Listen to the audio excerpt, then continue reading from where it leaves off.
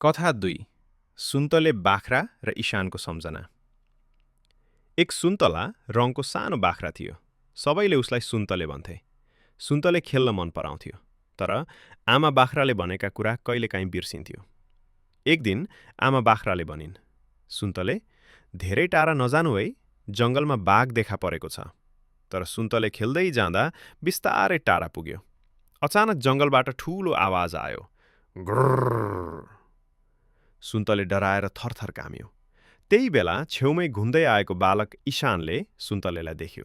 इशानले भन्यो, नडर, म तिमीलाई घरसम्म लिएर जान्छु। इशानको साथले सुन्तले सुरक्षित घर पुग्यो। आमा बाख्राले देखेर सुन्तलेलाई काखमा लिएर भनिन्, आज तिमीले ठूलो पाठ सिक्यौ। आमाको कुरा मान्नु अनि साथ दिने साथीलाई धन्यवाद दिनु। सुन्तलेले लजाउँदै भन्यो, धन्यवाद इशान। नीति: आमा बुबाको कुरा मान्नुले हामीलाई सुरक्षित राख्छ। अरूलाई सहयोग गर्नु र धन्यवाद दिनु राम्रो गुण हो।